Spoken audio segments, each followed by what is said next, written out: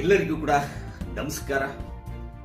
ಇವತ್ತು ಬಹಳ ವರ್ಷಗಳ ನಂತರ 35 ವರ್ಷಗಳ ನಂತರ ಇವತ್ತು ದಲಿತರ ಕ್ರಾಂತಿ ಗೀತೆಗಳನ್ನು ಕೇಳಿದಂತಹ ಒಂದು ಮೈ ರೋಮಾಂಚನಗೊಂಡಿತು. ಇನ್ನೂ ಕೂಡ ಲಯಬದ್ಧವಾಗಿ ಆಕ್ರೋಶ ಭರಿತವಾಗಿ ಹಾಡೋದಕ್ಕೆ ಬರಲಿಲ್ಲ ದಲಿತ ಯುವಕರಿಗೆ. ಬಹುಶಃ ಪ್ರವಾಸಿ ಮಂದಿರ ಇರಬೇಕು. ಆ ಪ್ರವಾಸಿ ಮಂದಿರದಲ್ಲಿ ಇವತ್ತೇನೋ ತಮಾಟೆಯನ್ನ ಬಾರಿಸುವುದರ ಮೂಲಕ ಅಂಬೇಡ್ಕರ್ ಅವರ ಕ್ರಾಂತಿ ಗೀತೆಯನ್ನ ಹಾಡ್ತಾ ಇದ್ದಾರೆ. ಬಹುವರ್ಷಗಳ ನಂತರ ಕಿವಿ ನಿಮಿರಿದ್ವು, ಏನೋ ಮನಸ್ಸು ರೋಮಾಂಚನಗೊಂಡಿತು. ಬದಲಾವಣೆ ಆಗ್ತಾ ಇದೆಯಾ ದಲಿತ ಸಮುದಾಯ, ವಿಶೇಷವಾಗಿ ಹೂವಿನಡಗಲಿಯಲ್ಲಿ ಸಮಾಜವನ್ನ ಬದಲಾವಣೆ ಮಾಡುವಂತಹದ್ದು ಬೇಕಾಗಿಲ್ಲ. ಈ ದಲಿತ ಹುಡುಗರು, ದಲಿತ ಯುವಕರು ತಾವು ಬದಲಾವಣೆ ಆಗ್ಬಿಟ್ರೆ ಅದು ಸಮಾಜ ಬದಲಾವಣೆ ಆಗುತ್ತೆ. ಅಂತಹ ಒಂದು ಕ್ರಾಂತಿ ಗೀತೆಗಳ ಮೆಲುಕು ಹಾಕುವುದರ ಮೂಲಕ, ಕ್ರಾಂತಿ ಗೀತೆಗಳನ್ನ ಒಂದು ರೀತಿ ಏನೋ ಗುನುಗುವುದರ ಮೂಲಕ ಹೊಸತನವನ್ನ ಕಂಡುಕೊಳ್ಳೋದಕ್ಕೆ ಹೊರಟಿದ್ದಾರೆ. ಹೊಸ ದಾರಿಯನ್ನ ಕಂಡುಕೊಳ್ಳೋದಕ್ಕೆ ಹೊರಟಿದ್ದಾರೆ. ಹೊಸ ಮಾರ್ಗದತ್ತ ಸಾಗ್ತಾ ಇದೆ ದಲಿತ ಸಮುದಾಯ ಅಂತ ಅನ್ನುವಂತಹದ್ದು ಎಲ್ಲೋ ಒಂದ್ ಕಡೆ ಗೋಚರಿಸ್ತಾ ಇದೆ. ಉತ್ರೇಶ್ ವಿಲ್ಸನ್, ನಮ್ಮ ಪತ್ರಕರ್ತರಾದಂತಹ ಎಚ್ ಚಂದ್ರಪ್ಪ, ಇನ್ನು ಅನೇಕ ಯುವಕರು, ಹಲ್ಗಿ ಸುರೇಶ್, ಪಿ ನಿಂಗಪ್ಪ, ಗುಡ್ದಯ್ಯ, ಲಿಂಗರಾಜ್, ಪತ್ರಕರ್ತರಾದಂತಹ ಲಿಂಗರಾಜ್, ಇವರೆಲ್ಲ ಕ್ರಾಂತಿ ಗೀತೆಗಳ ಮೂಲಕ ಹೋರಾಟವನ್ನು ಮಾಡಿದಂತವರು, ಹೋರಾಟ ಕೇಳಿದಂತ ಕೋಶಗಳ ತಿಳಿದು ಜಗದ ದುಃಖಗಳ ಅರೆತು ಕಷ್ಟಕ್ಕೆ ಕಾರಣ ಕಂಡು ಹಿಡಿದ ಗೌತಮ ಬುದ್ಧ ಆಗಲಿಲ್ಲ ನಮಗೆ ಆದರ್ಶ. ಅದಕ್ಕೆ ಇನ್ನು ತಪ್ಪೇ ಇಲ್ಲ ಸಂಘರ್ಷ. ಗೌತಮ ಬುದ್ಧ ಆಗಲಿಲ್ಲ ನಮಗೆ ಆದರ್ಶ. ಅದಕ್ಕೆ ಇನ್ನು ತಪ್ಪೇ ಇಲ್ಲ ಸಂಘರ್ಷ. ಬಹಳಷ್ಟು ಹೋರಾಟಗಳ ಮೂಲಕ ಜನವನ್ನ, ಇವತ್ತೇನು ಜನರು, ದಲಿತ ಸಮುದಾಯಗಳು, ಶೋಷಿತ ಸಮುದಾಯಗಳು ಮಲಗಿದ್ದಂತಹ ಸಂದರ್ಭದಲ್ಲಿ, ನಿದ್ರೆಯಲ್ಲಿದ್ದಂತಹ ಸಂದರ್ಭದಲ್ಲಿ ಬಡಿದೆಬ್ಬಿಸಿದಂತಹ ಹೋರಾಟಗಳು, ಕ್ರಾಂತಿ ಗೀತೆಗಳು ಎಲ್ಲೋ ಮತ್ತೆ ಒಂದು ಕಡೆ ಗುಯ್ಗುಡುತ್ತಾ ಇವೆ, ಗರ್ಜಿಸ್ತಾ ಇವೆ. ನಾನು ಆಗ್ಲೇ ಹೇಳಿದೆ, ಇದು ಯಾವ ಸಮಾಜದ ಬದಲಾವಣೆಯೂ ಬೇಕಾಗಿಲ್ಲ ಇವರಿಂದ. ಈ ದಲಿತ ಯುವಕರು, ದಲಿತರೇನಿದ್ದಾರೆ, ಇವರು ಬದಲಾವಣೆ ಆದ್ರೆ ಆ ಸಮಾಜ ಬದಲಾವಣೆ ಆಗುತ್ತೆ. ಮುಂಚೂಣಿಯಲ್ಲಿರುವಂತಹ ನಾಯಕರು, ಯುವಕರು ಬದಲಾವಣೆ ಆಗಬೇಕು, ಅಂತಹ ಒಂದು ಬದಲಾವಣೆ ಕಾಣ್ತಾ ಇದೆ ಅಂತ ಅನಿಸ್ತಾ ಇದೆ. ಪ್ರವಾಸಿ ಮಂದಿರದಲ್ಲಿ ಇರಬೇಕು. ಬಹಳಷ್ಟು ಅರ್ಥಭರಿತವಾದಂತಹ, ಅರ್ಥಪೂರ್ಣವಾದಂತಹ ಏನು ಹಾಡಿದೆ. ಬುದ್ಧ, ಬಸವ, ಅಂಬೇಡ್ಕರ್ ನಮಗೆ ಆಗಲಿಲ್ಲ ಆದರ್ಶ, ಅದಕ್ಕೆ ಇನ್ನೂ ನಮಗೆ ತಪ್ಪೇ ಇಲ್ಲ ಸಂಘರ್ಷ. ನೋಡಿ ಮನದಲ್ಲಿ ಯೋಚನೆ ಮಾಡಿ, ರಣರಂಗದಿ ರಕ್ತವ ನೋಡಿ ಮನದಲ್ಲಿ ಯೋಚನೆ ಮಾಡಿ, ಸಾಯುವವರೆಗೂ ಕಂಡವ ತೊರೆದ ಅಶೋಕ ಆಗಲಿಲ್ಲ ನಮಗೆ ಆದರ್ಶ. ಅದಕ್ಕೆ ಇನ್ನು ತಪ್ಪೇ ಇಲ್ಲ ಸಂಘರ್ಷ. ಅಶೋಕ ಆಗಲಿಲ್ಲ ನಮಗೆ ಆದರ್ಶ. ಅದಕ್ಕೆ ಇನ್ನು ತಪ್ಪೇ ಇಲ್ಲ ಸಂಘರ್ಷ. ಎಂಥ ನುಡಿಗಟ್ಟು, ಎಂಥ ನುಡಿ ಜೋಡಣೆ. ಬುದ್ಧ, ಬಸವ, ಅಂಬೇಡ್ಕರ್ ನಿಜಕ್ಕೂ ಕೂಡ ನಮಗೆ ಯಾವಾಗ ಆದರ್ಶ ಆಗ್ತಾರೆ, ನಮಗೆ ಯಾವಾಗ ಅವರ ಮಾರ್ಗದರ್ಶನಗಳು ಅವಶ್ಯಕತೆ ಬರ್ತವೆ, ಯಾವಾಗ ನಾವು ಅವರ ತತ್ವ ಆದರ್ಶಗಳನ್ನ ಜೀವನದಲ್ಲಿ ಅಳವಡಿಸಿಕೊಳ್ತೀವಿ, ಆವಾಗ ಮಾತ್ರ ನಾವು ಬದುಕೋದಕ್ಕೆ ಸಾರ್ಥಕವಾದಂತಹ ಬದುಕನ್ನ ಬದುಕೋದಕ್ಕೆ ಸಾಧ್ಯ ಎನ್ನುವಂತಹದ್ದು ಈ ಒಂದು ನುಡಿಗಟ್ಟುಗಳ ಅರ್ಥ. ಬುದ್ಧ, ಬಸವ, ಅಂಬೇಡ್ಕರ್ ಆಗಲಿಲ್ಲ ನಮಗೆ. ಮಾನವನೇ ಮಹಾದೇವ, ದಯವೇ ಬ್ರಹ್ಮದ ಮೂಲ. ಮಾನವನೇ ಮಹಾದೇವ, ನಮ್ಮ ಕಾಯಕವೇ ಕೈಲಾಸವೆಂದ ಬಸವ ಆಗಲಿಲ್ಲ ನಮಗೆ ಆದರ್ಶ. ಅದಕ್ಕೆ ಇನ್ನು ತಪ್ಪೇ ಇಲ್ಲ ಸಂಘರ್ಷ. ಅಣ್ಣ ಬಸವ ಆಗಲಿಲ್ಲ ನಮಗೆ ಆದರ್ಶ. ಅದಕ್ಕೆ ಇನ್ನು ತಪ್ಪೇ ಇಲ್ಲ ಸಂಘರ್ಷ. ಅದಕ್ಕೆ ಇನ್ನೂ ತಪ್ಪೇ ಇಲ್ಲ. ಸಮಾಜದಲ್ಲಿ ಸಂಘರ್ಷ. ಅವರು ನಮಗೆ ಆದರ್ಶ ಆಗಲಿಲ್ಲ, ನಾವು ಇನ್ಯಾರನ್ನು ಆದರ್ಶರನ್ನಾಗಿ ಮಾಡಿಕೊಂಡ್ವಿ. ಇನ್ನಾರೋ ನಮಗೆ ಆದರ್ಶರಾದ್ರು, ಇನ್ನಾರ್ದೋ ತಾಳಕ್ಕೆ ಕುಣಿದ್ವಿ, ಇನ್ನಾರ್ದೋ ಕೈಗೊಂಬೆಯಾಗಿ ಕುಣಿದ್ವಿ, ಯಾವುದೋ ಆಮಿಷಕ್ಕೆ ಬಲಿಯಾದ್ವಿ.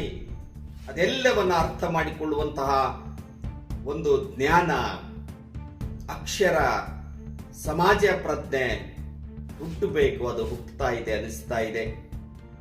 ಮಹಾರಾಷ್ಟ್ರದಲ್ಲಿ ಹುಟ್ಟಿದ ಗುಡುಗು ಸಿಡಿಲೆ ಮಲಗಿದವರ ಎಬ್ಬಿಸಿದೆ, ನಡೆಸುವವರು ಯಾರು? ಮಹಾರಾಷ್ಟ್ರದ ಮಣ್ಣಿನಲ್ಲಿ ಹುಟ್ಟಿದ ಗುಡುಗು ಸಿಡಿಲೆ ಮಲಗಿದವರ ಎಬ್ಬಿಸಿದೆ, ನಡೆಸುವವರು ಯಾರು ಎನ್ನುವಂತಹ ಪ್ರಶ್ನೆಯನ್ನು ಕೇಳ್ತಾ ಇದೆ. ದಲಿತ ಯುವಕರು, ದಲಿತ ಸಮಾಜ, ದಲಿತ ಪಡೆ ಅಂಬೇಡ್ಕರ್ ಅವರನ್ನ ಇನ್ನು ತಪ್ಪೇ ಇಲ್ಲ ಸಂಘರ್ಷ. ಮಾನವರೆಲ್ಲರೂ ಒಂದೇ, ಬೇಡವು ಸಲ್ಲದು ಎಂದ. ಮಾನವರೆಲ್ಲರೂ ಒಂದೇ, ಬೇಡವು ಸಲ್ಲದು ಎಂದ. ನಮ್ಮ ಅಂಬೇಡ್ಕರ್ ಬರೆದ ಅಂಬೇಡ್ಕರ್ ಆಗಲಿಲ್ಲ ನಮಗೆ ಆದರ್ಶ. ಅದಕ್ಕೆ ಇನ್ನು ತಪ್ಪೇ ಇಲ್ಲ ಸಂಘರ್ಷ. ಆಗಲಿಲ್ಲ ನಮಗೆ ಆದರ್ಶ. ಅದಕ್ಕೆ ಇನ್ನು ತಪ್ಪೇ ಇಲ್ಲ ಸಂಘರ್ಷ. ದೇವರು ನಿಂದರ ಸುಳ್ಳು, ಶಾಸ್ತ್ರ ಪುರಾಣ ಕೊಳ್ಳು. ದೇವರು ನಿಂದರ ಸುಳ್ಳು, ಶಾಸ್ತ್ರ ಪುರಾಣ ಕೊಳ್ಳು. ನಮ್ಮ ಸ್ವಾಭಿಮಾನವೇ ಶ್ರೇಷ್ಠ ಎನ್ನುವ ಹಿರಿಯರು ಆಗಲಿಲ್ಲ ನಮಗೆ ಆದರ್ಶ. ಅದಕ್ಕೆ ಇನ್ನು ತಪ್ಪೇ ಇಲ್ಲ ಸಂಘರ್ಷ. ಹಿರಿಯರು ಆಗಲಿಲ್ಲ ನಮಗೆ ಆದರ್ಶ. ಅದಕ್ಕೆ ಇನ್ನು ತಪ್ಪೇ ಇಲ್ಲ ಸಂಘರ್ಷ. ಅದಕ್ಕೆ ಇನ್ನು ತಪ್ಪೇ ಇಲ್ಲ ಸಂಘರ್ಷ. ಅದಕ್ಕೆ ಇನ್ನು ತಪ್ಪೇ ಇಲ್ಲ ಸಂಘರ್ಷ. ಅದಕ್ಕೆ ಇನ್ನು ತಪ್ಪೇ ಇಲ್ಲ ಸಂಘರ್ಷ.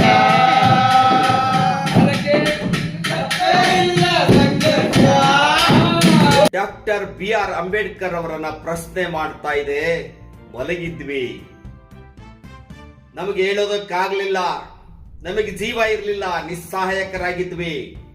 ನಮ್ಮನ್ನೇನೋ ಮಾಡಿ ಹೊಡೆದು ಬಡಿದು ಎಚ್ಚರಿಸಿ ಜಾಗೃತಿಯನ್ನ ಮೂಡಿಸಿ ಎಬ್ಬಿಸಿ ಕುಳಿಸಿದೆ ತಂದೆ ಅಂಬೇಡ್ಕರ. ಆದ್ರೆ ನಮ್ಮನ್ನ ನಡೆಸುವರಿಲ್ಲ, ನಮಗೆ ದಾರಿ. ಇನ್ನು ತಪ್ಪೇ ಇಲ್ಲ ಸಂಘರ್ಷ. ಅದಕ್ಕೆ ಇನ್ನು ತಪ್ಪೇ ಇಲ್ಲ ಸಂಘರ್ಷ. ಅದಕ್ಕೆ ಇನ್ನು ತಪ್ಪೇ ಇಲ್ಲ ಸಂಘರ್ಷ. ಅದಕ್ಕೆ ತಪ್ಪೇ ಇಲ್ಲ ಸಂಘರ್ಷ.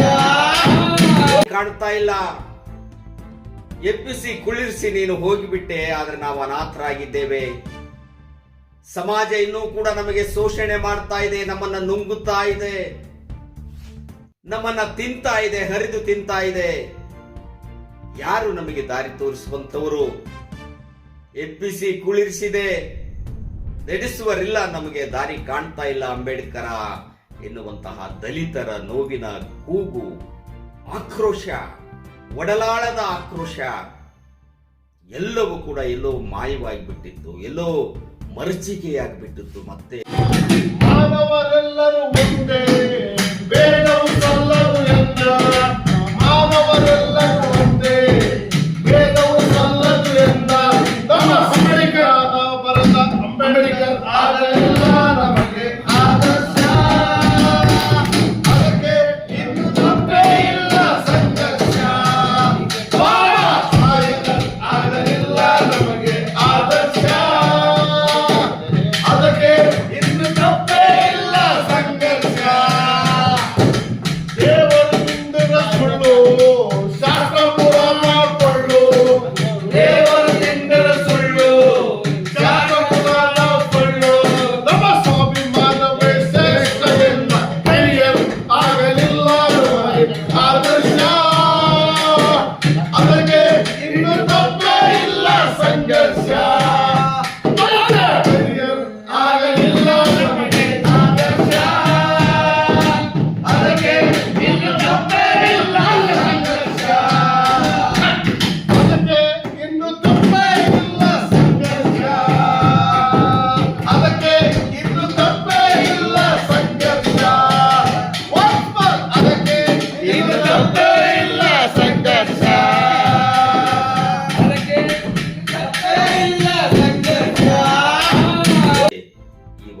ಮೀಸಲಾತಿ ಹೋರಾಟದ ಮೂಲಕ ಎಲ್ಲೋ ಹೊರಗೆ ಬರ್ತಾ ಇದೆ.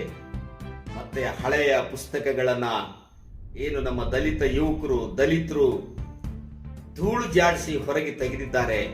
ಹಾಡುಗಳ ಪುಸ್ತಕಗಳನ್ನ, ತಮಟೆಗಳು ಇವತ್ತಿನ ತಮಟೆಗಳಲ್ಲ, ಚರ್ಮದ ವಾದ್ಯಗಳನ್ನ, ರಣವಾದ್ಯ ಹಲಿಗೆಯನ್ನ ಬಾರಿಸಿ ದಲಿತ ಸಂಘಟನೆಗಳು ಬೀದಿಗಿಳಿದ್ರೆ ನಡುಗುತ್ತಾ ಇದ್ವು ಆಳುವ ಸರ್ಕಾರಗಳು. ಕೇವಲ ದಲಿತರು ಇರ್ತಿರ್ಲಿಲ್ಲ, ಅವ್ರ ಹಿಂದೆ ಕೇವಲ ದಲಿತರು ಮಾತ್ರ ಇರ್ತಾ ಇರಲಿಲ್ಲ.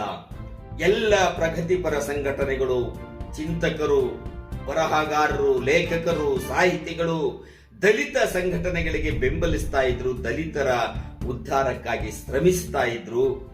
ಅವರೆಲ್ಲರಿಗೂ ಕೂಡ ದಲಿತರ ಬಗ್ಗೆ ಕಾಳಜಿ ಇತ್ತು. ಆದ್ರೆ ಯಾವತ್ತು ದಲಿತರು ದಾರಿ ತಪ್ಪಿದ್ರು, ದಲಿತ ಸಂಘಟನೆಗಳು ಒಡೆದು ಹೋಳಾದವು, ದಲಿತ ಸಂಘಟನೆಗಳು ಬಣಗಳಾಗಿ ವಿಂಗಡಣೆಯಾದವು, ದಲಿತ ಸಂಘಟನೆಗಳು ರಾಜಕೀಯ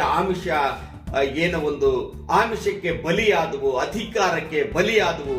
ಸಿದ್ಲಿಂಗಯ್ಯನಂತವರು ಹೊಡಿರ್ಲಾ ಇಕ್ಕಿರ್ಲಾ ಅಂತ ಬಂದಂತಹ ಸಿದ್ಲಿಂಗಯ್ಯನಂತವರು ಕೂಡ ಅಧಿಕಾರದ ಆಮಿಷವನ್ನು ಒಡ್ಡಿದ್ರು, MLC ಮಾಡಿದ್ರು. ಅವರ ಆಕ್ರೋಶದ ಒಂದು ಕೆಂಡ ಇತ್ತು, ಕುದೀತಾ ಇತ್ತು. ಅದಕ್ಕೆ ನೀರುಗ್ಗಿ ಬೂದಿ, ಕೇವಲ ಹೊಗೆ ಮತ್ತು ಬೂದಿ ಬರುವಂತೆ ಮಾಡಿದ್ರು. ಇಂತಹ ಅನೇಕ ಘಟನಾವಳಿಗಳು ಕೂಡ ಇವತ್ತಿಗೂ ನಡೀತಾ ಇವೆ. ಎಲ್ಲೋ ಒಂದು ಕಡೆ ಆಶಾ ಭಾವನೆ ಮೂಡ್ತಾ ಇದೆ. ಬನ್ನಿ, ಇವತ್ತೇನು ನಮ್ಮ ದಲಿತ ಯುವಕರು ಪುತ್ರೇಶ್ ವಿಲ್ಸನ್ ಹಾಗೂ ಸಂಗಡಿಗರು ಹಾಡಿದ್ದಾರೆ. ಬಿದ್ದ ಮರಗಳಲ್ಲ ನಾವು, ಬಿತ್ತಿದ ಬೀಜಗಳು ನಾವು ಮೊಳಕೆಯೊಡಿತೀವಿ, ಮತ್ತೆ ಹುಟ್ಟುತ್ತೀವಿ, ಫಲ ನೀಡ್ತೀವಿ. ಬಿದ್ದ ಮರಗಳಲ್ಲ ಎನ್ನುವಂತಹ ಎಚ್ಚರಿಕೆಯ ಒಂದು ಧ್ವನಿ ಇದೆ, ಆಕ್ರೋಶ ಇದೆ. ಬನ್ನಿ ಕೇಳೋಣ.